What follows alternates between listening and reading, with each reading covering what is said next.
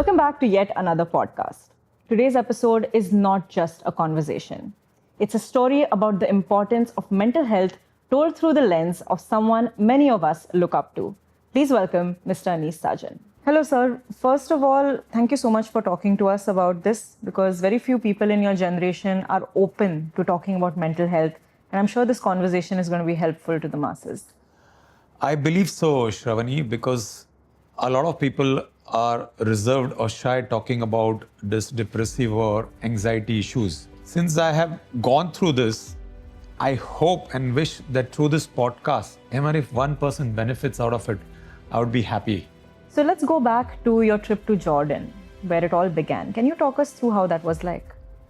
I remember in 2002, in August, I had gone on a business trip to Jordan and had a fabulous trip. My buyers took very good care of me and I was happy coming back.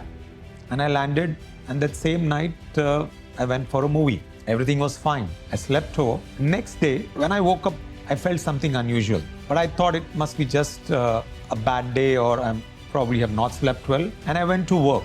After I came to office, I wanted to run back to home. So that was the beginning or the trigger which I felt that something is wrong with me. Okay, so when did you actually realize that this isn't normal? Something is seriously off. A week passed and I was quiet. I did not want to be in office. I wanted to be home.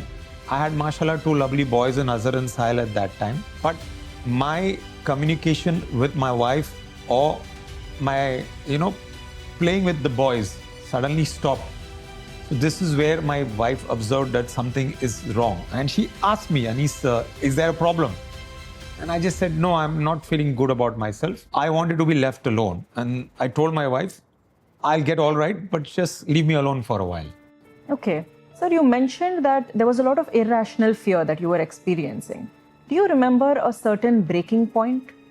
Yes, after a week or so, after staying aloof, I was having anxiety about everything. I was not worthy of living. Okay, so how did your family respond to what you were going through? Yeah, when my wife saw this Anis, whom I know, who's generally happy-go-lucky person, playing around with the kids, sometimes having an argument with her, suddenly gone into a shell.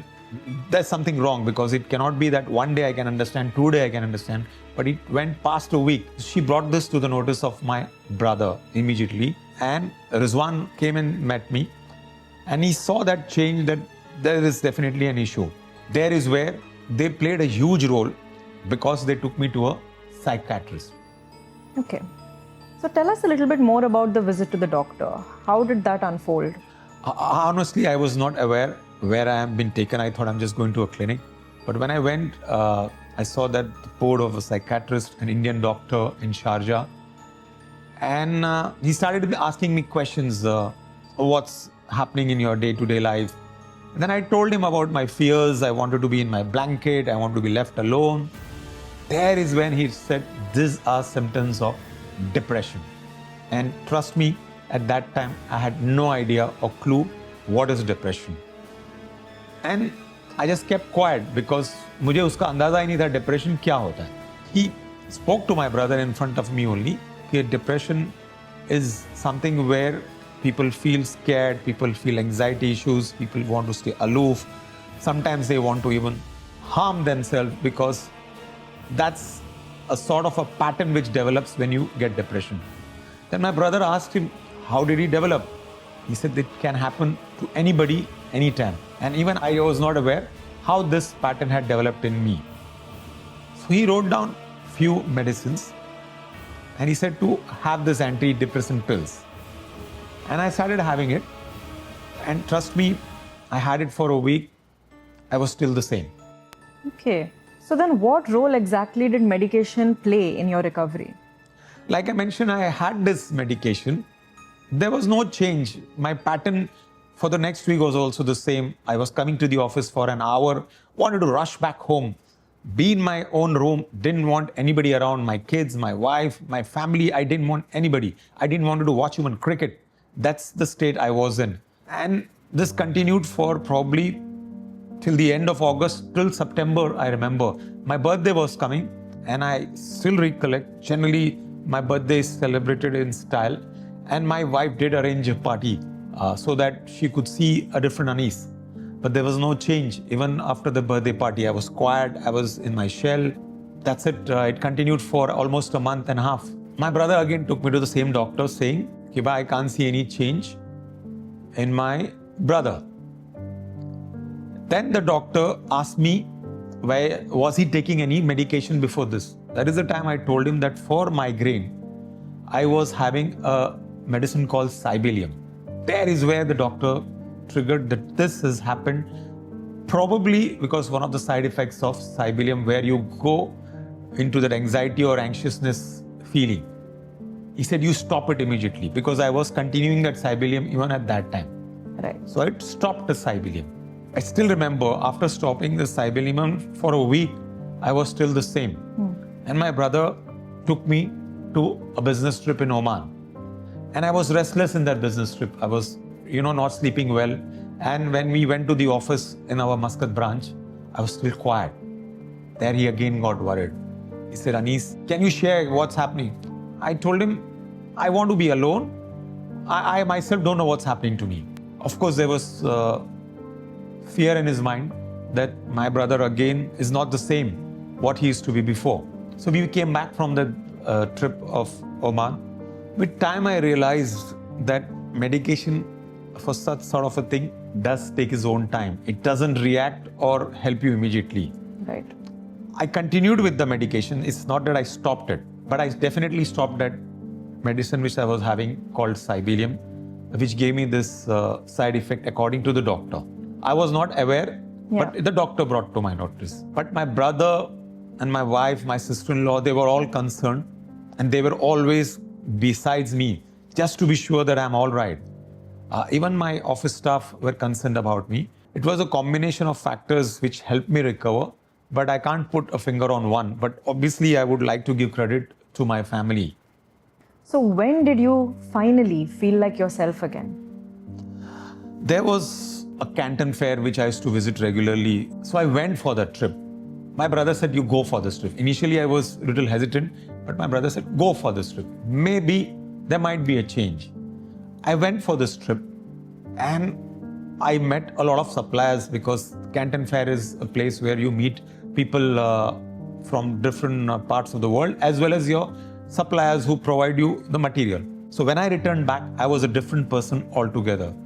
I was talking, and my brother and my wife observed this, that Anis Sajan has changed, because even during the trip, I was talking to them on the phone regularly, and there was a buzz in my voice. That subdued Anis Sajan seemed to have come back to normal. So when I returned back, they found this change, and gradually life became normal. I felt Anis Sajan is back. I was wanting to be close to my friends, especially my kids, whom I had not heard for a long time. I wanted to be with my kids. I wanted to hug them, be close to my wife, watch cricket, come to the office and start working again. That energy was back. So looking back now, sir, what do you think would have happened had you not spoken up? If my wife wouldn't have spoken to my brother about the change in me, I would have probably held on to it, and we wouldn't have even seen a doctor.